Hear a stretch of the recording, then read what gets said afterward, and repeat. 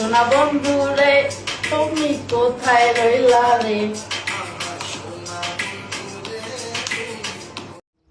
সোনা বন্ধু আমি এখানে আছি। সোনা বন্ধু আমি এখানে আছি, তুমি আমাকে খুঁজে পাচ্ছ না?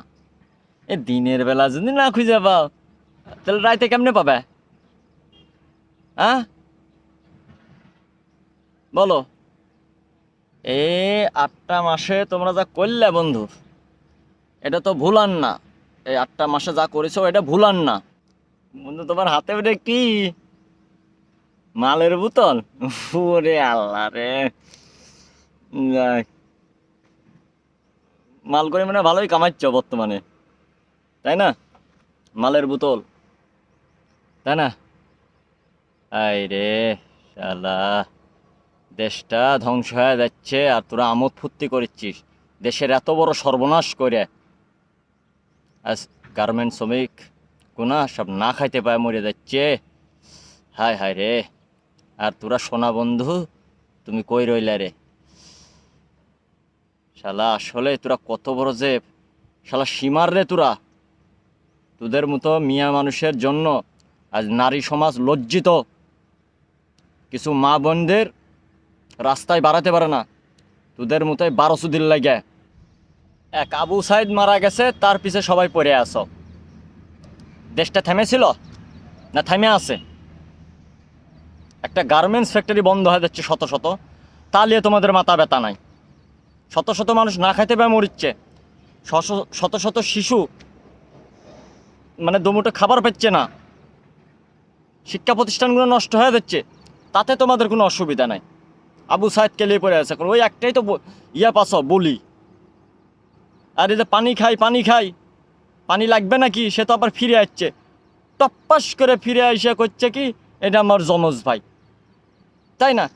একবারে ডাইরেক্ট 30 বছরের একটা যমজ ভাই বাড়া গেল একদিনের মধ্যে। আমি তো ভাই জীবনে এরকম যমজ ভাই দেখিনি, টপ্পাস করে একদিনে 30 বছরের যমজ ভাই বাড়া গেল, তাই না?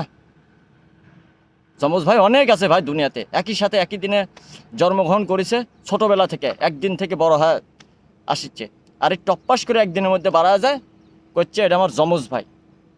কি যে কাহিনী করিচ্ছু কিছুই বুঝতে পারছি না ভাই। দেশের লোকগুনাকে একবারে ধুর বানায় হালাছিস, হ্যাঁ, আর এমন টুপি পরাছিস, ওই টুপিই খুলিচ্ছে না মাথায় থেকে। হাজার হাজার প্রবাসী ভাই বোনরা, প্রবাসী ভাইয়েরা, তাদেরকে প্রতিদিন সৌদি আরব থেকে 5,000 10,000 করে তারা দিচ্ছে, তা নিয়ে তোমাদের মাথা ব্যথা নাই। ওই আবু সাইদ, তাই না?